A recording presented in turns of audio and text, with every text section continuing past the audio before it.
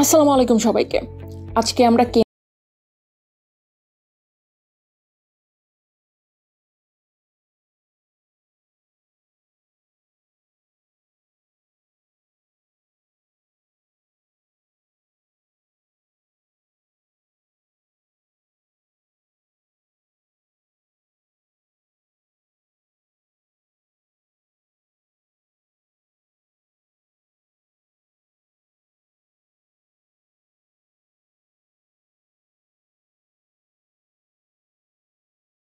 তার জন্য প্রথমে আমরা টেস্ট টিউবে চামচের সাহায্যে কিছু অজানা উপাদান ঢেলে দিব।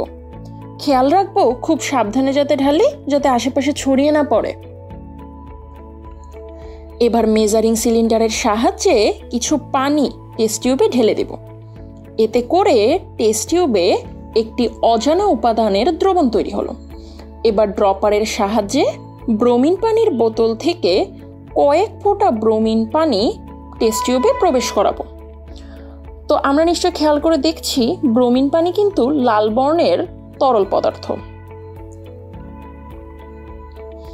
এবার খুব ভালোভাবে পর্যবেক্ষণ করি আমাদের টেস্ট টিউবের রং পরিবর্তন হচ্ছে কি হচ্ছে না। যদি বর্ণ সাদা হয়ে যায় তবে এটি অসম্পৃক্ত দ্রবণ, এবং যদি এর বর্ণ লাল থাকে তাহলে এটি সম্পৃক্ত দ্রবণ।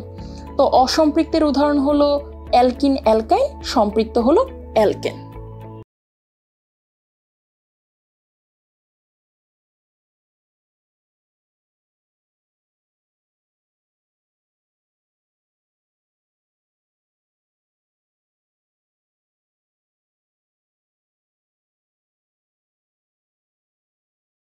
গ্রুপের জন্য পরীক্ষা দেখি। তার জন্য আমাদের লাগবে অজানা উপাদান শুষ্ক ক্যালসিয়াম সালফেট, কেরোসিনে ডুবানো সোডিয়াম ধাতু, টেস্ট টিউব, চিমটা এবং ফিল্টার কাগজ। এবার চলো দেখে নেই পরীক্ষাটিকে কি করে আমরা আরো সামনে আগাতে পারি। তার জন্য প্রথমেই মেজারিং সিলিন্ডারে অজানা দ্রবণটি ঢেলে নিব। খুব সাবধানতার সাথে ঢালবো অবশ্যই। ঢেলে নেওয়া শেষ। এবার এই মেজারিং সিলিন্ডার থেকে দ্রবণটি টেস্ট টিউবে ঢেলে নিব। আসলে আমরা যদি শুরুতেই টেস্ট টিউবে ঢালতাম তখন চারপাশে পড়ে যাওয়ার একটা আশঙ্কা ছিল। তো পাশাপাশি মেজারিং সিলিন্ডার দিয়ে আমরা মাপতেও পারবো যে কত মিলিলিটার নিয়েছি। যাই হোক, এবার শুষ্ক ক্যালসিয়াম সালফেট সেই টেস্ট টিউবে ঢুকিয়ে দিই। এবার টেস্ট টিউবের মুখের দিকে ধরে টু অ্যান্ড ফ্রো ভাবে নাড়াচাড়া করলাম। একটি ফানেল নিলাম, তার মাঝে ফিল্টার পেপার নিয়ে টেস্ট টিউবটি যে দ্রবণ আছে তা অন্য একটি টেস্ট টিউবে ঢেলে দিলাম। এবার কেরোসিনে ডুবানো সোডিয়াম ধাতু একটি চিমটার সাহায্যে বের করে নিই। একে এখন আমরা ফিল্টার পেপারের সাহায্যে শুকিয়ে ফেলবো, না হলে তো এটা ভিজা ভিজা থাকবে। কেরোসিন থেকে তুলেছি তো তাই ভিজা থাকলে তো আমাদের বিক্রিয়াটি হবে না। এই জন্য একে ধীরে ধীরে আমরা শুষ্ক করলাম।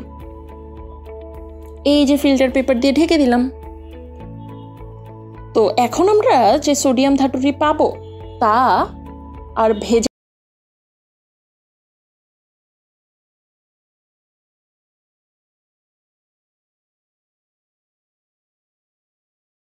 প্রবেশ করিয়ে দিই। এবার দেখি যে এখানে বুদবুদ লক্ষ্য করা যায় কিনা।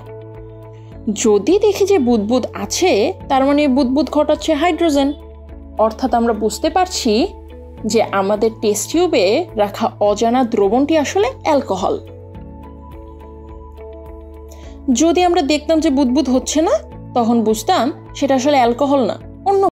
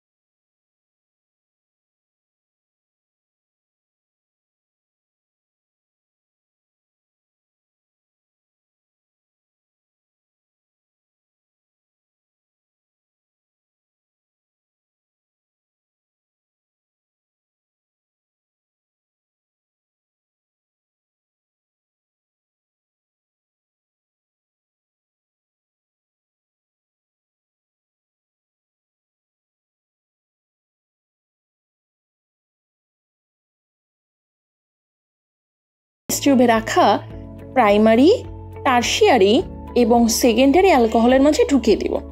তো প্রথম টেস্ট টিউবটা হলো টারশিয়ারি অ্যালকোহল। দেখব ড্রপ দেওয়ার সাথে সাথেই সেখানে সাদা মেঘলা একটা ভাব তৈরি হয়েছে। তারপর আমরা সেকেন্ডারি অ্যালকোহলে ড্রপটা দিব। তখন দেখব 5 মিনিট পর আস্তে আস্তে সাদা মেঘলা একটা ভাব প্রদর্শিত হচ্ছে, অর্থাৎ অবশ্যই টারশিয়ারি থেকে একটু দেরিতে হবে। এবার প্রাইমারি অ্যালকোহলে যখন দিব তখন দেখব কিছুতেই আর সাদা মেঘলা ভাব প্রকাশিত হচ্ছে না। তখন আমরা একটা কাজ করব, আমরা চিমটার সাহায্যে টেস্ট টিউবটি তুলে নিব এবং বুনসেন বার্নারের সাহায্যে তাতে তাপ দিব। তাপ দেওয়া শেষ হলে দেখব তখন আস্তে আস্তে হালকা হালকা সাদা মেঘলা ভাব প্রদর্শিত হচ্ছে। একটু দেখে নিই কি হচ্ছে।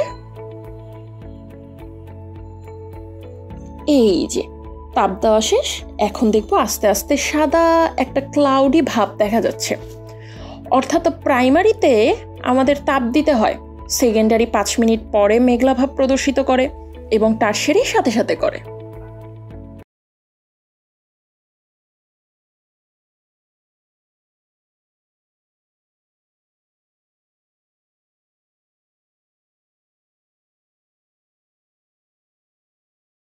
ফেনোলিক গ্রুপের জন্য পরীক্ষাটি করে ফেলি।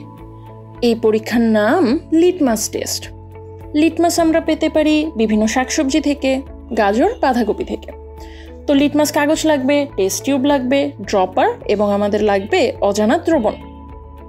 আমরা চেক করব আমাদের এই অজানা দ্রবণটি আদৌ ফেনোলিক দ্রবণ কি না।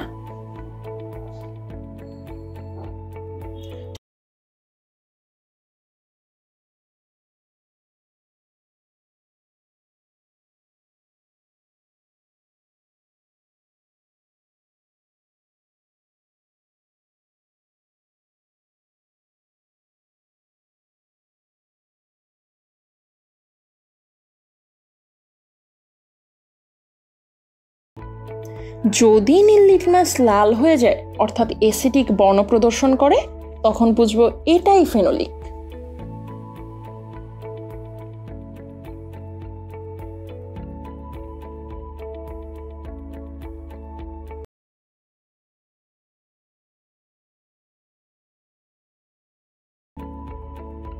এবার আমরা ফেনোলিন গ্রুপ শনাক্তকরণের জন্য আরও একটি টেস্ট করব। তার নাম হলো ফেলিন ডাই টেস্ট। তার জন্য লাগবে গাঢ় সালফিউরিক অ্যাসিড, ফেলিক এনহাইড্রেট,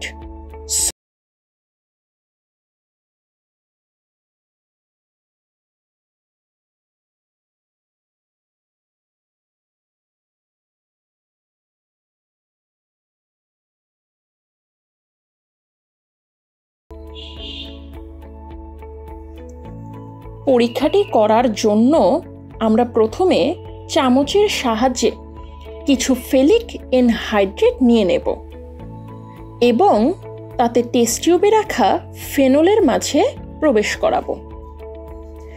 এবার চিমটার সাহায্যে সেই ফেনল রাখা টেস্ট টিউবটি নেব, নিয়ে কিছু পরিমাণ গাঢ় সালফিউরিক অ্যাসিড ড্রপারের সাহায্যে সেই টেস্ট টিউবে প্রবেশ করাবো। খেয়াল রাখবো ড্রপার থেকে যাতে হাতে বা ফ্লোরে গাঢ় সালফিউরিক অ্যাসিড ছড়িয়ে না পড়ে। এবার ড্রপারটি আগের জায়গায় রেখে বুনসেন বার্নার দিয়ে উপরে বিকারে রাখা পানির মাঝে কিছুটা গরম করব। পানি দেওয়ার কারণ যাতে সমভাবে তাপ সমস্ত টেস্ট টিউবে ছড়িয়ে পড়ে। এবার শেষ হওয়ার পর সোডিয়াম হাইড্রোক্সাইডের যে দ্রবণ আছে সেখানে দ্রবণটি ঢেলে দিই। যদি দেখা যায় যে এটি গোলাপি বর্ণ প্রদর্শন করেছে, তার মানে এখানে ফেনল গ্রুপ উপস্থিত।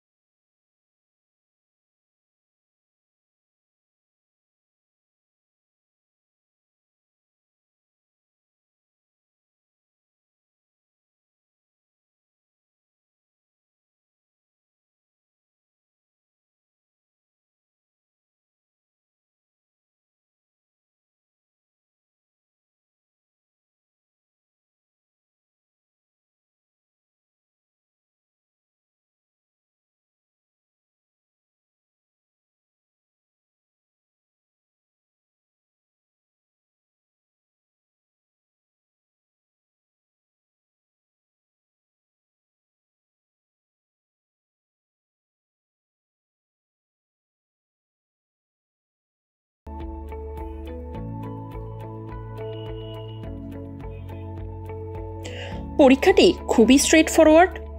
জাস্ট আমরা 2,4-DNP টেস্ট টিউবের মাঝে ঢোকাবো এবং দেখব তার বর্ণ পরিবর্তন হয় কিনা।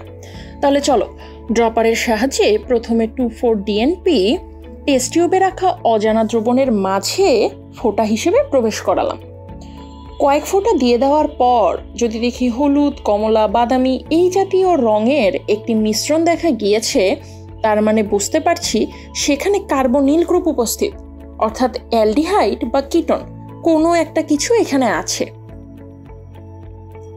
এই হলো আমাদের 2,4-ডাইনাইট্রোফিনাইল হাইড্রাজিন টেস্ট।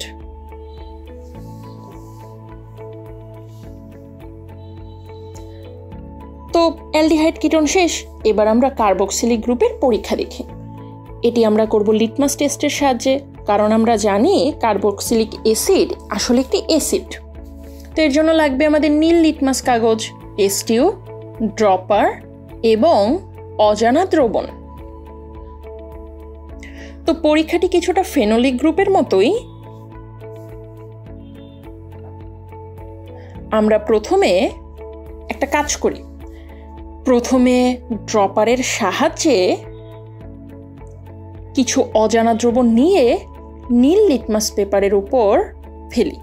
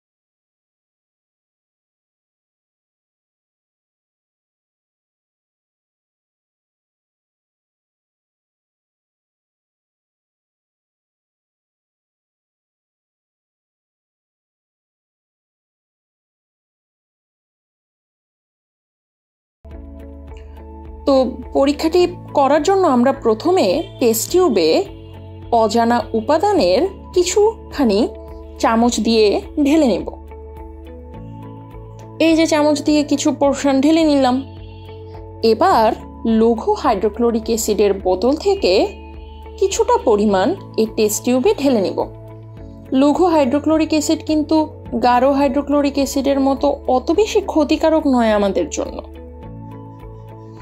ঢেলে নেওয়া শেষ হলে এবার একটু পর্যবেক্ষণ করি যে এখানে কি হচ্ছে। তার আগে অবশ্যই একটু নাড়াচাড়া করে নিতে হবে। তো যদি দেখি দ্রবণটি আর নেই, অর্থাৎ আমরা যেমন স্যালাইন খাই তখন যেমন লবণ পানির মাঝে একেবারে দ্রবীভূত হয়ে যায়, তেমনি যদি দ্রবীভূত হয়ে যায় তাহলে বুঝবো এই যৌগটি অ্যামিন, অর্থাৎ অ্যামিন হাইড্রোক্লোরিক অ্যাসিডে দ্রবীভূত হতে পারে। এটাও বেশ স্ট্রেট ফরওয়ার্ড একটি বিক্রিয়া, অত বেশি কমপ্লেক্সিটি এই ধরনের বিক্রিয়াগুলোতে নেই। এই যে আমরা সবগুলো ফাংশনাল গ্রুপের ব্যাপারে মোটামুটি জেনে গেলাম। আশা করি তোমরা বুঝতে পেরেছো।